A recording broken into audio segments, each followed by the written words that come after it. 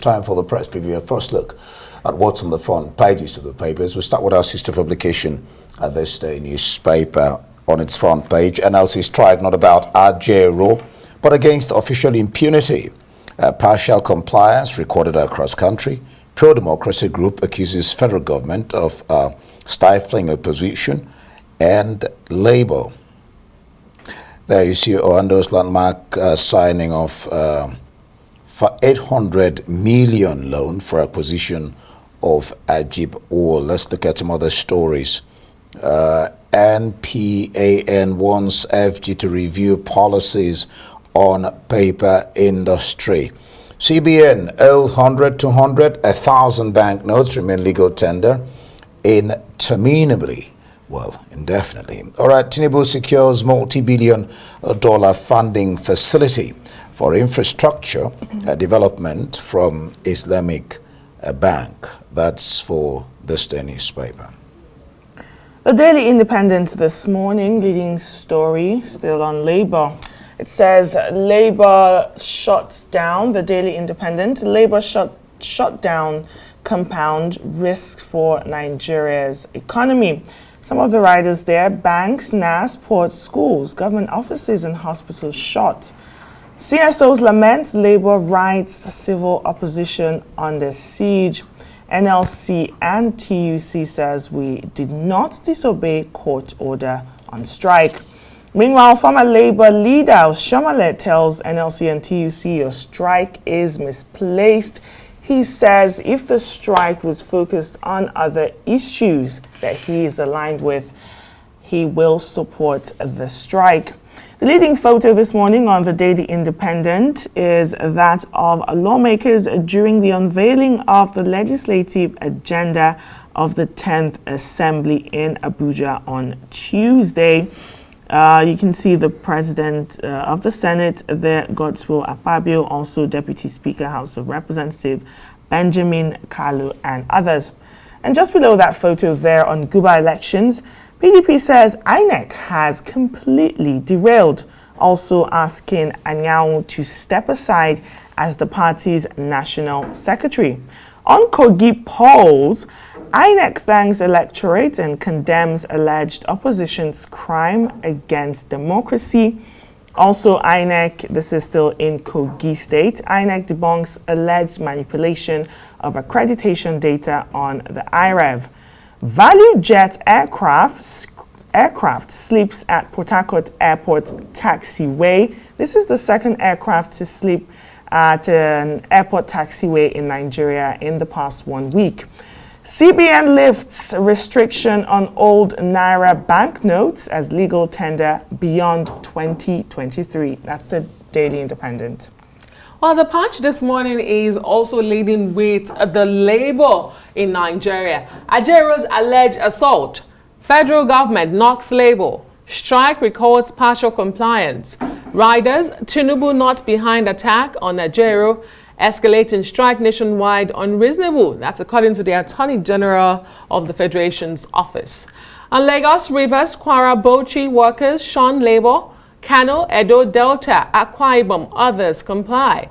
Well, on the front page of the Punch this morning, you have a cross-section of workers in Abuja and in Lagos, where you have the National Assembly complex. You also have the Tin Can Port, which was shut by Labour, the union yesterday. But here's other stories on the front page of the Punch for you this morning. 35 million naira needed to return body of Nigerian student. That's according to the ministry. And sacked agencies members sue Adeleke, demand 2 billion naira. Above the masthead, elections over, reform economy now, says NPAN to Tinubu, and CBN extends old Naira notes deadline indefinitely. Atiku canvasses merger to oust APC. That's the Punch for you this morning. Let's look at the Tribune.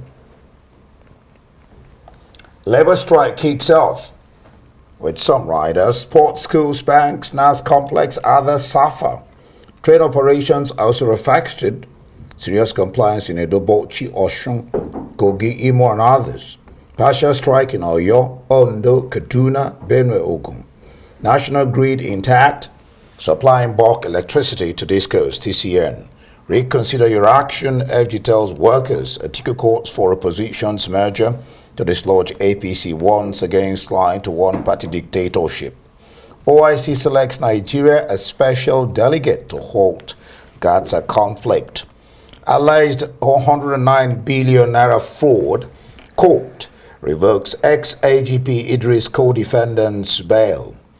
Killer of Lagos Loma sweepers is a mechanic. Police investigation. We inherited serious liabilities, assets. This is coming from the President. Tinubu negotiates multi-billion infrastructure funding with Islamic Bank on the topmast. There you see the central bank governor. CBN extends legal tender status deadline of old bank notes. Hoarders, speculators blamed as Naira depreciates to 850 to the dollar at NAFEX. And beside Cardoso, you see a Nigerian lady or woman sells world record for longest wig making. So many records are being set in so many areas. The Guardian Nigeria this morning, its leading headline away from Labour says Amcon banks bailout. 1 year after takeover of discos, darkness, liquidity crisis persists. Some of those discos are Kano Electricity Distribution Company, KEDCO. You have the Ibadan Electricity Distribution Company, also the Benin and Port Harcourt Electricity Distribution Company.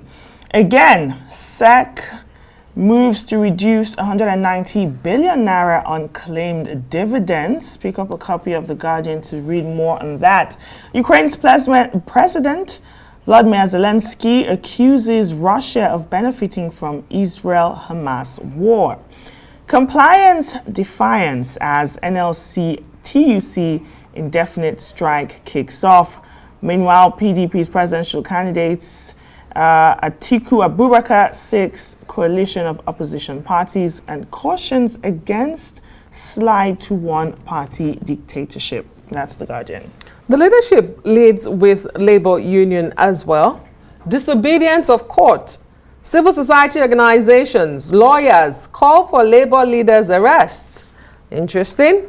And the writer to that story, court order affront on workers' rights, say union leaders, as strike grounds Nigeria. Electricity workers join action today. Ajaero holds 4 national warning strike in 9 months. Other stories here. CBN weighs and means fueled inflation, weakened Naira. That's according to Sanusi. And poor services, 2.5 million mobile subscribers swap SIMs. It's a good thing that they have an option to do so. 20 million Nigerians in diaspora remit $24 billion yearly, according to the federal government. And petrol queues return to Abuja as price disparity heightens. Again, court stops Anyanwu from parading himself as PDP scribe is the story above the nameplate of the leadership this morning. And Remi Tinubu donates 427 million naira to 1,709 widows and orphans. The leadership for you this morning. All right, for sports-loving people on there who watch Daybreak, let's look at what the Punch Sports Extra is saying. Landmark, Eagles set for record appearances across international window. Man United to offload Anthony James, Reece James, not interested in City and Madrid. They had a wonderful outing, 4-4, 8 goals. Ramsdale starts Lance Arteta, that's Gunners goalkeeper. Desanya 7th, Osman 10th in UFC rankings. Osimhen gets new coach, new Napoli coach. Falcons dominate CAF Women's Award nominations. And Spurs, Barca battle for our own dear Ndidi. Eagles determined to qualify for World Cup Omero. That's for the Sports Sponge. All right, for some international papers, we begin with the Daily Telegraph. Its headline there says, Breverman, the Daily Telegraph, Braverman launches brutal attack on Prime Minister's betrayal of nation. Rishi Sunak accused of backtracking on promises made to ignore the ECHR rulings, that's the European Court of Human Rights ruling on illegal migration. Suella Braverman says, someone needs to be honest, your plan is not working. We have endured record election defeats. Your resets have failed and we are running out of time. You need to change course urgently. She's speaking about Rishi Sunak. That's the Daily Telegraph. Did she go far enough or did she not go far enough? Well, the eye. Revenge is served hot. That's how the paper describes Suella Braverman's parting broadside to Rishi Sunak after she was sacked as Home Secretary in the cabinet reshuffle. Well, the other papers have the same story. Daily Mail, let's look at how Daily Mail is painting it. New Tory civil war, they call it a war. We had a deal and you broke it, Suella tells the PM. But Rishi Sunak, the PM, hits back and says he believes in actions, not words. The Daily Mirror as well has a similar headline. Suella savages Sunak. Says Tories are revolting. Maybe they could try running the country for a bit instead. It says the Tories plunged into yet another civil war last night after what they call bitter Suella Braverman savage Rishi Sunak for sacking her. That's the Daily Mirror. The Express says war has been declared. The Daily Express. All right. We don't have the Daily Express. Okay. Let's look. Oh, that's it's it. There. The Daily Express says war has been declared after Ms. Braverman accused the Prime Minister of betraying the nation. Let's look at the Metro. The Metro there. It says eyes Herky death arrest. Man held on suspicion of manslaughter by police after skate blade horror during a match. And just there too, you see the story on Suella and Rishi. Salty Suella, bitter Braverman lashes out at Rishi. The Financial Times this morning, it's some of its headlines on the front page. UN warning, Gaza hospitals grind to a halt. This is as Israeli military said the troops are raiding Gaza's Al-Shifa hospital, a complex of buildings where thousands of people were sheltered, and conditions for patients have grown increasingly grim and supplies have also dwindled. More headlines from the Financial Times this morning. On Wall Street, it says markets jump after U.S. inflation falls more than expected. Price pressure gauge hits 3.2%, deep in UK reading expected today. Also, investors see end to rate rises. And also a blow to Russia sanctions as allies admit almost none of its oil sells below $60 cap. Well, that's the paper review for you this morning. The front pages from across the world. Let's hear your views on all the burning issues. You can follow us on X, formerly known as Twitter, @AriseTV.